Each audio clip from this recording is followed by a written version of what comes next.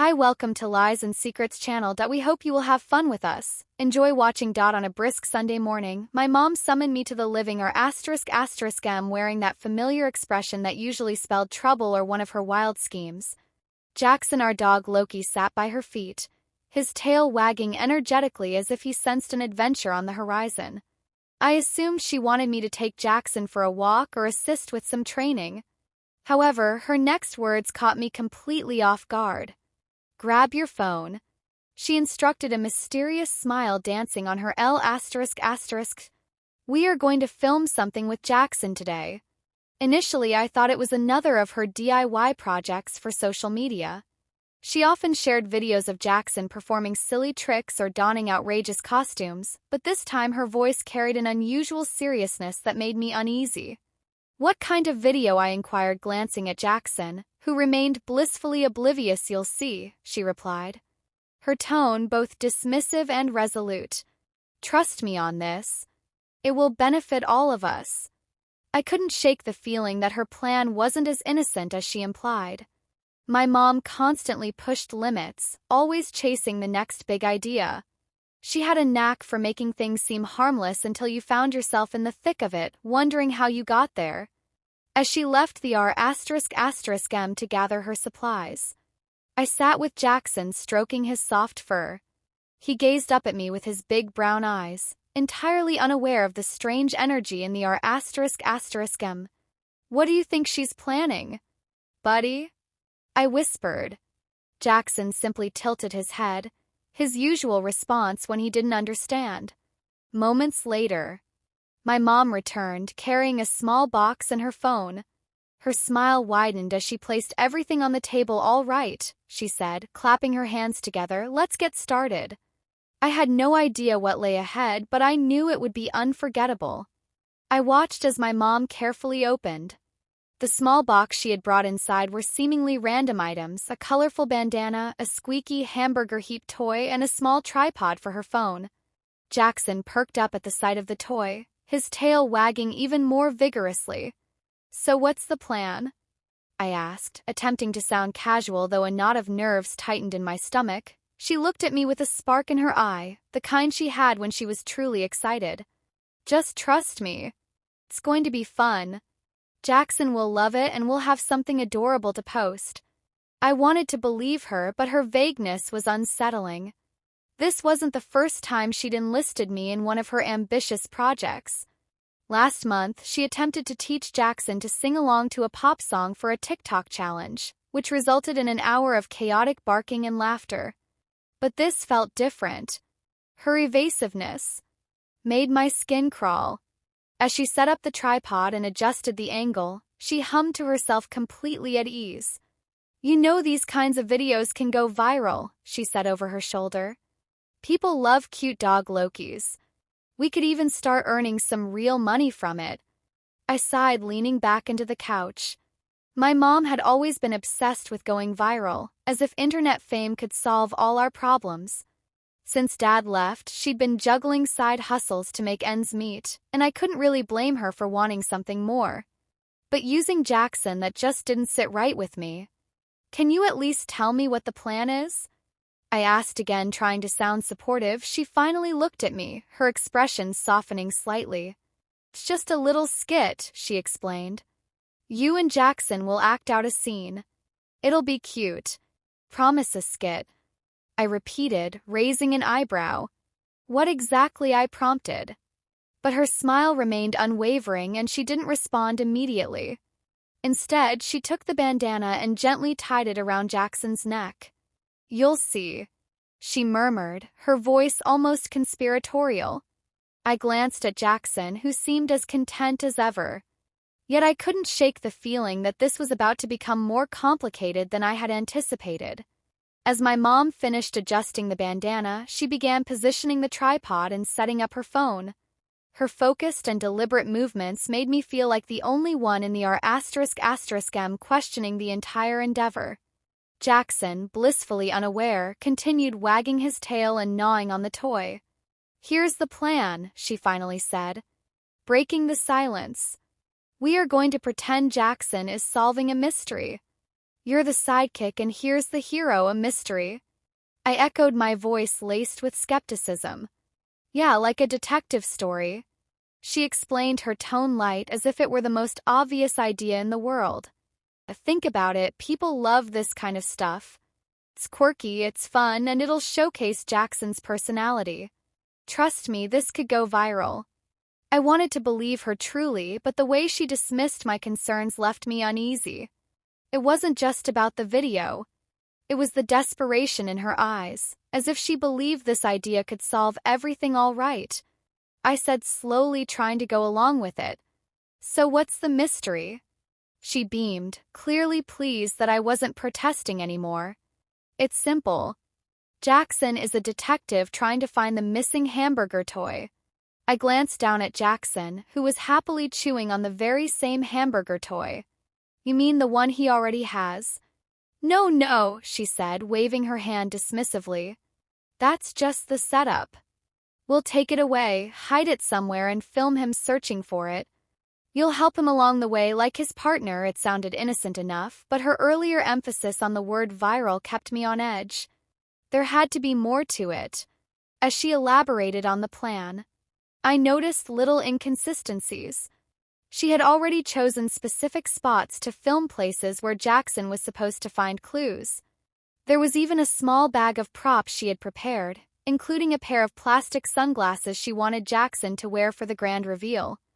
The more she talked, the more I realized how much effort she'd invested in this. It wasn't just a fun idea. It was something she had been planning for days, maybe even weeks.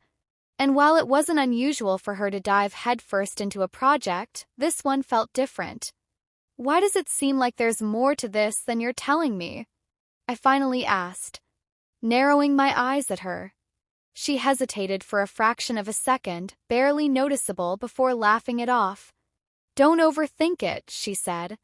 It's just for fun, but that pause, that hesitation, told me there was definitely more to this. As we began filming, Jackson played his role perfectly, sniffing around and wagging his tail like the world's cutest detective. But the more I followed my mom's directions, the stranger it all felt. She kept making me reshoot scenes, adjusting angles, and insisting we get it just right. And then midway through the shoot, she sped up. Do you think this will impress them? She muttered under her breath, barely audible. Impress who? I asked, stopping in my tracks. Her face went pale for a split second before she forced a smile. No one, it's nothing. Let's just keep going. But it wasn't nothing, and I could tell she was hiding something, and whatever it was bigger than a simple video. The tension in the R***M was palpable now, and even Jackson seemed to sense it. He stopped wagging his tail and looked up at me, almost as if asking if everything was okay. I wanted to press her for answers, but I knew better than to push too hard. My mom wasn't the type to open up until she was ready, and it was clear she wasn't ready now. So I had no choice but to play along, though I couldn't shake the sense that this playful video was spiraling into something much larger and more complex than we had anticipated. As filming progressed, the atmosphere grew increasingly tense. My mom's excitement was now tinged with urgency. Each time I posed a question, she deflected or redirected my attention back to the mystery we were crafting. Even Jackson, usually the happiest-go-lucky dog Loki, seemed to pick up on the change. He paced between takes, glancing nervously between my mom and me, a behavior I'd never seen in him before. We moved to the kitchen for the next scene, where Jackson was supposed to uncover a clue. My mom had tucked a small piece of paper under one of the chairs, marked with what appeared to be a random sequence of numbers. She handed it to me, instructing me to act. Surprised when Jackson found it. What's this supposed to mean? I asked, holding up the paper. It's just part of the story, she replied, avoiding eye contact, but why numbers shouldn't? It relate to the missing toy. It's called building suspense, she said, her voice now sharper. Trust me. It'll make sense. Later, her tone silenced me for the moment, but the unease in my **T continued to grow. This wasn't just a light-hearted video anymore. It was turning into a puzzle, one where I lacked too many pieces to see the full picture. As filming continued, small details began to stand out. My mom kept glancing at her phone, quickly hiding messages. When I tried to peek, she was more on edge than usual, snapping at me for minor mistakes or stumbling over her words. When I asked about the next scene, finally we moved to the backyard for what she called the grand finale. Plan was for Jackson to solve the mystery by finding the hamburger toy beard in a pile of leaves. She had macatter the leaves while she adjusted the tripod and set up the perfect shot. While I worked, her phone lit up on the patio table. The screen briefly showed a notification about an upcoming meeting. My heart sank. Was this video really just about going viral? Or was there another motive? All right, let's wrap this up. She called, her voice unusually high-pitched. Jackson was already sniffing around the leaves, tail waging with excitement. He didn't need much guidance. His love for that squeaky toy was enough motivation, but as he dug through the pile, something unexpected happened. Instead of the toy, Jackson unearthed a small black notebook. He barked, excitedly paying at it until I stepped in to pick it up. "What's this?" I asked. Holding it up, my mom's face froze for a fleeting moment. She looked panicked, as if this wasn't part of her plan. Just put that back," she said quickly, her voice trembling. "Why? What is it?" "It's nothing," she snapped, reaching for it. "It's not part of the video. Let's just stick to the plan," but her reaction only fueled my curiosity. I opened the notebook before she could intervene. FL*** sping through pages filled with handwritten notes. Some were messy and hard to decipher, but a few stood out: dates, names, and numbers that matched those on the paper we'd found earlier. "Mom," I said, my voice low. "What is this?" She didn't respond. Instead, she stared at me. Her expression, a mix of fear and frustration. Jackson sat between us, head tilted as if sensing the tension mounting. "It's complicated." She finally admitted, her voice barely above a whisper. "I didn't want you to find out like this." "Find out what?" I pressed, my mind racing. But before she could explain, her phone buzzed again, the screen lighting up with another notification. This time I caught the sender's name, and suddenly everything began to make sense. Whatever was happening, it had escalated far beyond a simple video project. The name on the phone screen was unfamiliar, but the message beneath it sent a chill down my spine. "Ready for tonight? Don't forget the files." I stared at the glowing words, the notebook still clutched in my hand. "Mom, what's going on?" I asked, my voice trembling. "Who is this? What files?" Her expression tightened, the earlier panic, replaced by something more inscrutable. For the first time, she seemed truly cornered. "It's not what you think," she said. Reaching for the notebook, "I'll explain everything, but you have to trust me." "Trust you?" I pulled back, holding the notebook tighter. "You've been hiding all of this from me. What are you even doing with Jackson and this whole setup?" She stepped closer, hands outstretched as if to calm me. "It's complicated. Okay. I needed your help. Because people are watching. I echoed, my voice rising. "What do you mean, watching?" Before she could answer, Jackson began barking again. His nose pressed against the pile of leaves. He poured furiously, uncovering another object. This time it wasn't just a toy or something harmless. It was a small, shiny USB drive, its surface scratched but intact. I picked it up, my mind racing. "What is this? And why was it hidden?" Her face paled as she stared at the drive. "That's what they want," she said quietly, almost to herself. "Who's they?" I demanded. She hesitated, glancing around as if someone might be listening. Then, in a voice barely louder than a whisper, she said, "The people I've been working with, the ones I was trying to impress with this video. It was never just about going viral." "What does this have to do with Jackson?" I asked, my voice shaking. "And why drag me into it?" "Because they are not just interested in a cute dog Loki video," she said, her voice cracking. "They wanted to cover something innocent that wouldn't raise questions." While I passed this along, she gestured to the USB drive in my hand. "It's information. They need important information." Her words hit me like a ton of bricks. This wasn't just about social media or going viral. My mom had gotten herself and now me mixed up in something far bigger and far more dangerous. Before I could respond, Jackson let out a low growl, something I'd never heard from him before. His eyes were fixed on the fence at the edge of the yard. "What's wrong with him?" I asked, my stomach knitting. She followed his gaze, her expression shifting to one of pure fear. "We don't have time for this," she said, grabbing my arm. "We need to go now, but go where? What are we running from?" "Not here," she said firmly. "It's not safe anymore." Her urgency propelled me into action. But as we turned toward the house, I caught sight of a figure standing just beyond the fence, a shadowy presence watching us still and silent. Jackson growled louder, his body tense and ready. My mom froze, her grip tightening on my arm. "They found us," she whispered in that moment. Everything, the video, the clues, the buried secrets shifted into something far more terrifying. This was no longer a game. The figure by the fence moved closer, stepping out of the shadows. It was a man dressed in dark clothing, his face partially obscured by a hat. My mom's grip on my arm tightened as she whispered, "Stay behind me." Jackson, sensing the tension, barked fiercely, his hackles raised in defense. The man stopped a few feet away, raising his hands to show he wasn't a threat. "Relax," he said, his voice calm but firm. "I'm not here to hurt you. I just need the drive." "My mom didn't budge. Who sent you?" she demanded, her voice stronger than I expected. "Same people you've been dealing with," he replied. "But things have changed. You've drawn too much attention and they are not happy about it." The man said, his tone grave. I glanced between him and my mom, my heart pounding. "What exactly is on this drive?" I asked, holding it up.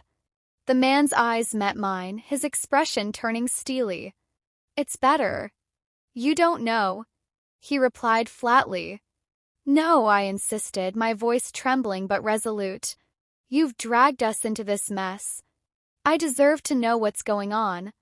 The man hesitated before exhaling deeply. "It's corporate data." He confessed, sensitive details about deals and contracts, information that could destroy some very influential people.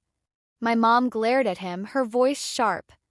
"I didn't agree to be followed or threatened," she snapped.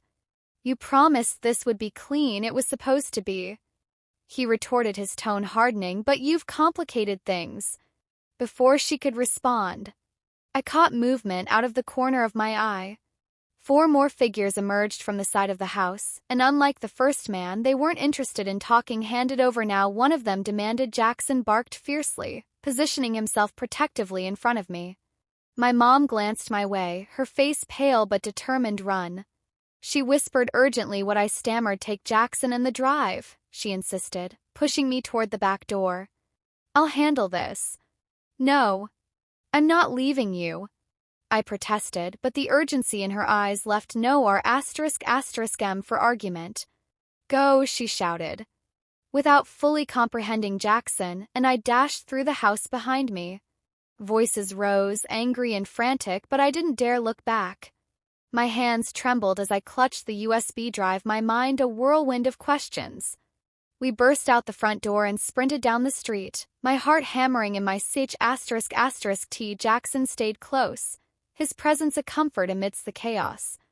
As we rounded a corner, a car screeched to a halt in front of us. For a moment, panic gripped me, but then the driver's window rolled down, revealing my mom. "Get in." She yelled, her voice urgent. I didn't hesitate.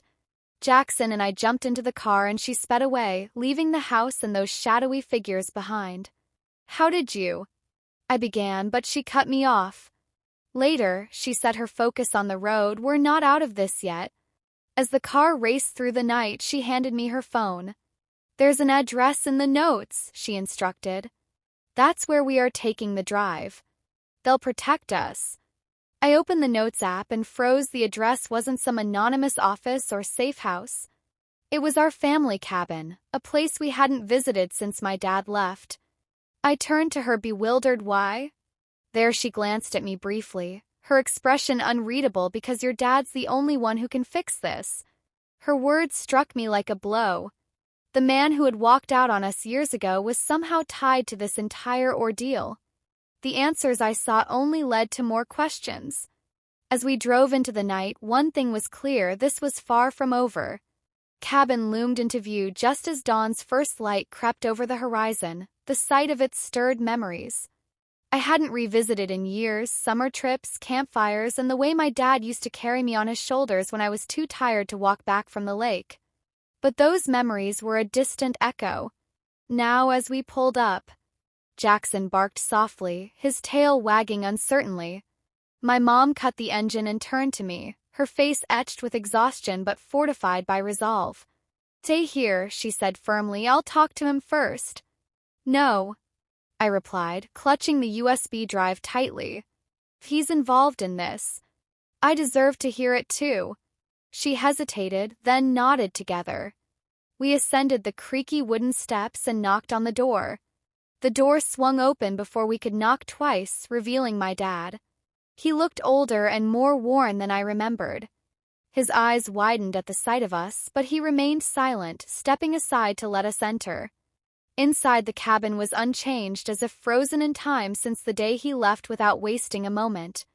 My mom held up the USB drive. "After this," she said, "we need your help." He sighed heavily, running a hand through his graying hair. "I told you not to get involved," he muttered, casting a reproach glance at my mom. "Don't you dare blame this on me," she snapped back. "You left us to deal with the fallout." "Wait," I interjected, frustration boiling over what is going on. "Why do they want this so badly? And how are you both connected to it?" My dad looked at me for a long moment, his expression softening. "You're old enough to know now," he said. "Finally, that drive contains evidence of illegal deals from my old company. When I discovered it, I tried to blow the whistle, but they threatened you both. That's why I left, to keep you safe. And now," I asked, my voice barely a whisper, "now they know you're involved," he said. Turning to my mom, "We have to end this together for hours." We devised a plan. My dad contacted someone he trusted in law enforcement who could handle the evidence safely. Meanwhile, my mom and I kept Jackson calm, his presence a comforting anchor amid the chaos. By midday, we headed to a meeting point in a busy public park surrounded by families and joggers, a safe place for the handoff. Tension was palpable, but everything went smoothly. My dad's contact promised to protect us and assured us the evidence would be used to dismantle the corrupt network. As we drove away, the weight of the past few days began to lift. My dad apologized, not just for leaving but for everything that followed. It wasn't a perfect resolution, but it was a start. When we returned home, the house felt like a sanctuary. Jackson flopped onto his bed, exhausted but content, while my mom and I sat on the couch, finally able to breathe. "Maybe this can still go viral," I joked weakly, holding up my phone. My mom laughed, a genuine laugh for the first time in days. "Let's stick to dog Loki tricks next time," she suggested. As the sunlight streamed through the window, it felt like we were finally moving forward together. My story ends here. If you feel that this story is meaningful and brings useful lessons, please like and subscribe to the channel to support me. Thanks for listening.